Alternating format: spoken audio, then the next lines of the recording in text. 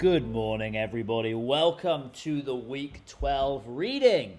It has taken us 12 weeks, but I finally believe we are reading one of my papers, which is equal levels exciting and terrifying. You may hate it. But no, here we are. So we are looking at a paper, Police Perfection, examining the effects of trait maximization on police decision making. Now, I know what you're thinking. It is an interesting time to write a paper called Police Perfection, generally, and I really almost did not call it this because I was very worried about the connotations. However, it's going to sound really daft. I have another paper which is basically almost the exact same with a sample of soldiers, and that paper is called Military Maximizers. And so I kind of felt the need to commit to the alliteration. The joke I made was that these two papers were kind of the equivalent of the Nelly Sweat/Suit double album release of 2009. So that's why we have the title that we do. But basically, this paper. So this week's work is all on decision making, and I almost set you something very theoretical on decision making. But my assumption on the matter is that we're actually going to spend most of our time on Thursday talking about the theory and everything. So I wanted to set a paper that at least kind of covered some of the more kind of quantitative and experimental aspects. Not experimental as in experimental technologies, but more the efforts of psychologists to try and kind of experimentally examine some of the issues that we're talking about. So let's be clear. What are we talking about in this week's lecture? Well, in this week's lecture, we're talking about the fundamental issue about how do we understand... Right, let's start with a base assumption, right? The idea that we cannot live in a world in which we assume that all police decision making is going to be perfect and brilliant and there's never going to be a bad outcome. We don't live in a life where we think that of ourselves. We definitely can't think about it with the police. So what we have to do this week is we have to think about the psychology of that, right? And one of the things that you'll see in this week's reading, and we'll talk in detail about in this week's lecture, is, this idea of identifying and understanding kind of this, how we assess culpability, very much in almost a very much like a legal sense. And I'm not being funny. We're seeing it in the Derek Chauvin trial as we speak. They are assessing and examining his culpability, his mindset, going through that due process. And I think Thursday's lecture will really, focus on that and kind of the psychological aspects of that. Whether I base it on that case or not, we'll decide later. I would still like to have a career at the end of all of this. And I think that there's with many of these cases, there is so much emotion embedded in them that it's actually very hard, I think, sometimes to have a rationed and reasoned conversation about these things. Made so much better by social media. But today's reading is on the slightly wider aspects of it. So if you look at the end kind of blurb of the lecture this week, I talked about this issue of, we need to, if we start at the decision itself and the scene, if you will, and we work our way backwards, there's all these kind of other questions that emerge. So the first question is kind of like, what was the decision-making process? Was it good? Was it bad? And then kind of we get back into this idea of the training of it. How do we do the training of it? And then back into almost the selection and how do we pick police officers that are going to make good decisions, when they're put in these kind of, as I explained them, kind of, least worst, uncertain, challenging times. And so I think that's kind of what this paper kind of leads to, is this question of kind of, well, how can we understand the individual differences and the psychologies, if you will, of police officers who have to kind of make these kind of decisions? And is there a certain personality trait that we want, maybe one that we don't? What does this look like? And this is a really classic question. in the military world, any of you who have been in the military will know this, any of you who have studied the military will know this, there's a really big effort to diagnose basically ideal personality traits of soldiers that'll predict things like success, resilience, grit, all this kind of stuff. And almost true in the police force, but often it's very much personality based and not very much kind of focused more on a like a decision-making trait base, if you will. So that's kind of where this paper is. And it's interesting, actually. This paper kind of stems from it follows a natural story of my PhD work, really, which is where I did a lot of qualitative work. So I sat with soldiers for a very long time and interviewed them about decisions they'd made, challenges they'd faced, all this kind of stuff.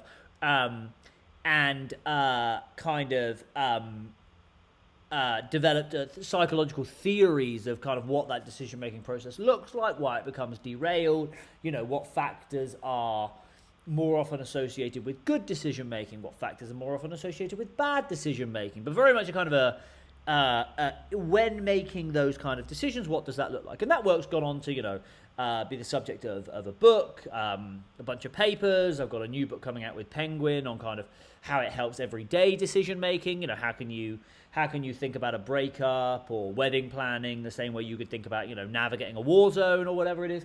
But this extension of this was almost on this kind of how can we ramp this up to a broader scale and maybe look at, populations of people? How do populations of people make decisions?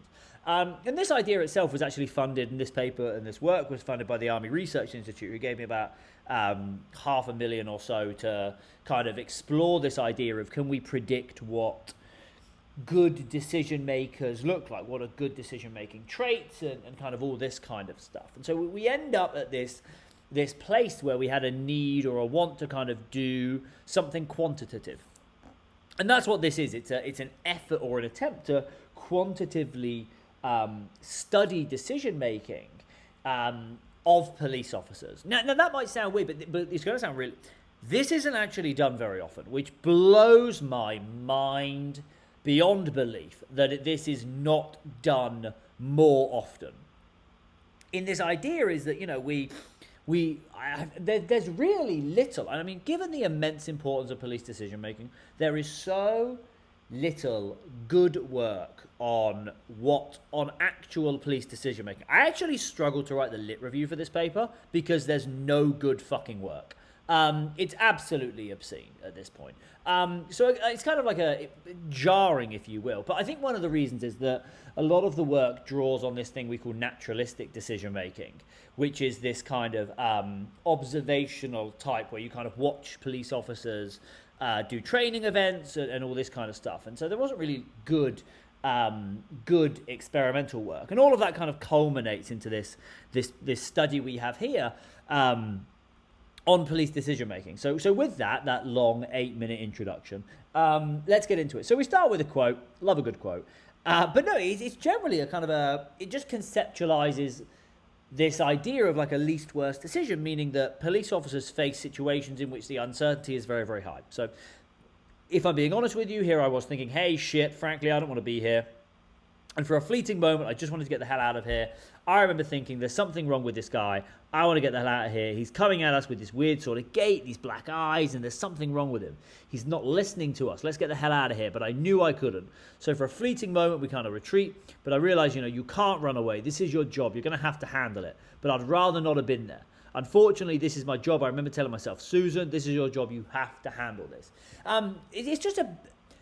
It's just showing you, I think, the uncertainty and stress kind of in a police situation. And this is a very, very simple, just civilian interaction. And again, sometimes the simplest interactions are those that can have the most uncertainty. This is one that, from the military side of things, you have a lot of these stories from soldiers of, a civilian was walking towards me, they were kind of off, and I just didn't know what to do. And in my mind, I was like, is it an insurgent? Do I need to shoot? Or is it just a civilian and maybe they're drunk or maybe they're upset or maybe something else is going on? And there's a rational explanation for why they're being a bit off or whatever it is. And how do I juggle this, right? And so the introduction, just leading up to the police decision-making stuff, is basically just on this idea that psychologists since the 1980s have kind of moved in terms of their focus to moving away from the concept of objective rationality and towards a concept that resembles more, embracing uncertainty, and kind of acknowledging that when people make decisions, there is a high degree of what the fuck is actually going on here. And that high degree of what the fuck is actually going on here is really problematic to how someone makes a decision. Now, if I were going to tell you to read one paragraph in this introduction, I would like you to read the whole thing, but one paragraph, it would be this psychologist who studied decision-making in high-stakes situations. And basically what we introduce there is that concept I explained at the end of the lecture, which is this idea of the least worst decision-making.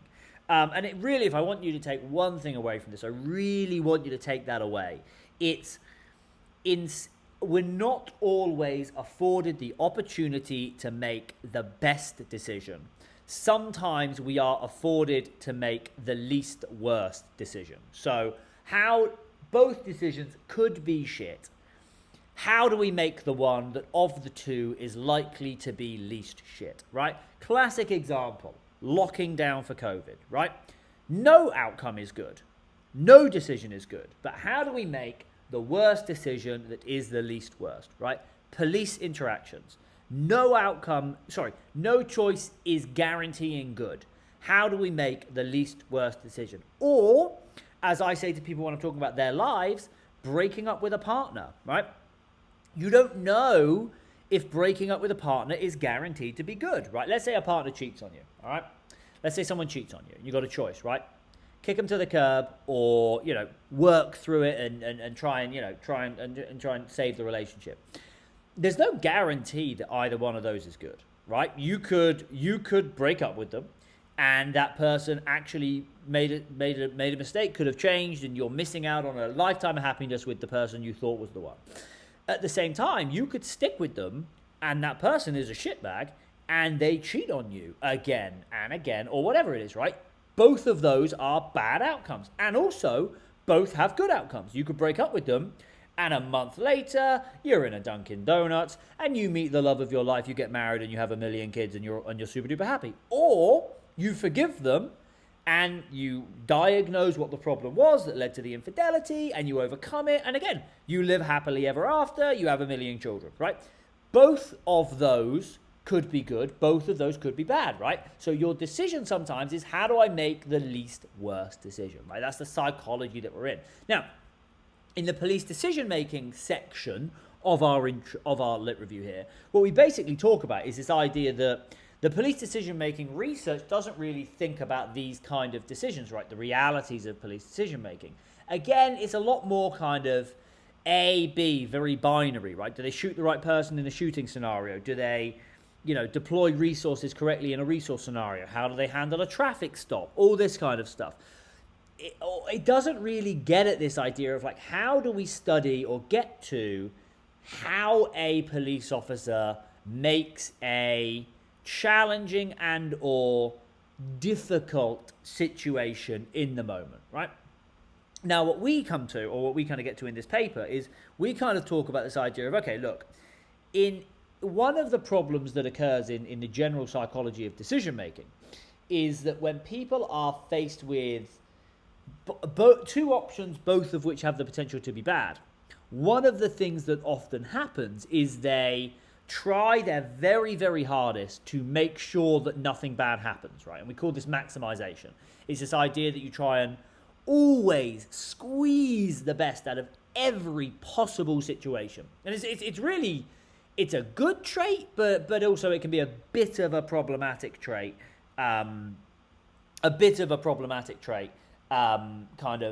If used incorrectly, because sometimes you can't guarantee good, right? So what we say in this paper is that what we want to look at is how does a police officer's need to maximize a situation, needs to make the very, very best of a situation, how does that impact upon their ability, if you will, to make these kind of decisions, right? So we talk about what maximization is, and actually I can send you, if you're interested, kind of a quick maximization questionnaire so you can find out what your tendencies are. But maximization, okay, so I'll give you an example. Here's a maximizer, my sister. So my sister wants to go to town. She wants to buy a dress for a night out, all right? So we go, this is a funny story in my family, always used to happen. We go to 8 different stores, right? She tries on every dress under the sun, and eventually she picks one, right? Okay?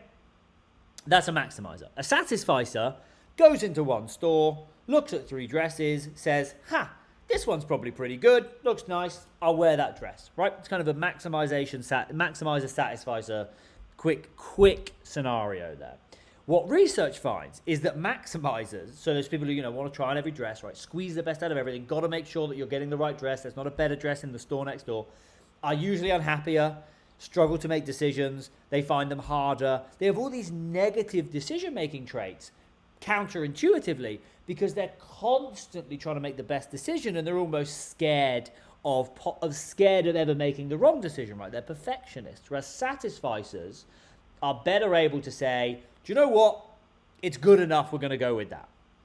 And it's been tried in a bunch of different places and different areas, and maximization has kind of continually been shown to impact decision making. So what we say in this study is basically we're just going to look at police decision making and maximizers and have a look at the degree to which police maximizers are better or worse decision makers than police satisficers, right? And so from a method standpoint, and to be honest, to blow my own horn for a moment, I'm unbelievably proud of the method. And the reason is that we developed this thing called Lucifer, which, first and foremost, tip-top acronym. But it stands for the least worst uncertain choice inventory for emergency responders, or responses. I haven't actually worked out which one it is, despite publishing it. And basically, it's a battery of scenarios which require you to make decisions when you don't know. You basically make least worst decisions. So you do a battery, if you will, of least worst decisions. So one of them may be a hostage situation, one of them may be a military situation, one of them may be a police interaction, right? You're given the context, you're given your 2 choices, A v B, and you have to make these decisions over and over and over again. And again, if any of you are interested, I'd absolutely love to send you Lucifer, give you a go on it, see what you think. I could do your personality, all this kind of stuff, right? But we measure your personality, and then we measure, how long you take to assess the situation, how long you take to make a decision, how long you take to commit to your decision, how hard you find it, and then kind of a decision tendency measure, right? And we've used this with a couple hundred soldiers for our military paper, a couple hundred police officers here. We've used it with governments. We've used it with interrogators. We're actually using it a lot at the moment. And the reason is that I think from a methodological standpoint, people are really sick. I read this paper the other day and it pissed me the fuck off. It was talking about differences in male and female decision making, and it used the Iowa gambling task. And I think people are sick and tired of looking at decision making with non-realistic, non-relevant decision making tasks. And what Lucifer is super relevant. These are all real decisions that we collected with interviews from real decision makers, and we digest them down into these micro scenarios, and then we get people to do them time and time again. And so some versions, they'll do 10 scenarios, 5 scenarios, 30 scenarios. But the key is that they're just doing these things over and over and over again, right? So we got our police officers to do a battery of Lucifer, and we actually did it as part of a bunch of training events I did in the UK with the UK cops, and then we measured all of their decision making stuff, and then they did their maximization test and all this kind of stuff. And what we found is actually precisely what we thought we'd find. Congratulations, hypotheses. But just generally that there were some interesting differences in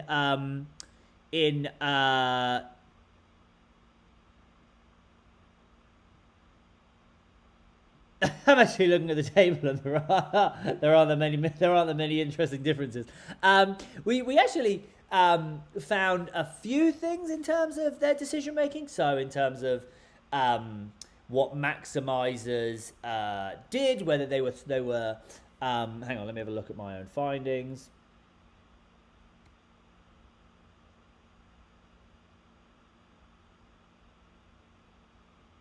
yeah, so maximizers found it more difficult. They were a bit slower, all this kind of stuff. So we actually found stronger support in the military sample, but we'll get to that in a moment. So we kind of had some interesting results, but maximizers they found it harder. They were a bit slower. Military experience. So when police officers had military experience, they were making decisions differently, which we thought was very interesting. Gender was having an effect. We thought that was very interesting. So in study 2, what we actually did, and no one has ever done this before. It's a really interesting question, but no one's ever done this before. We extracted police officers who had a military background and from police officers who didn't have a military background, and we kind of compared them against each other. And what we found, which is really interesting, and this is something Lawrence called foxtrot thinking, which I thought was super cool, was that police officers with a military background navigated the scenario differently in terms of how they allocated their time, in that they spent more time assessing the situation and then less time making their choices. Whereas police officers without military scenarios spent less time assessing the situation and more time then making their decision. So it's just a really interesting kind of allocation of tasks, really, in terms of the way that it operated between the different groups, right? So we're kind of like, so I guess the take home from this right now is we haven't really solved anything, but what we're finding is that there are notable, predictable, and consistent differences in how people are making decisions based on their personality and based on factors that are consistent or associated with them as a decision maker. And so this, from a theoretical standpoint, is really interesting because we never really think about decision maker personality or police personality.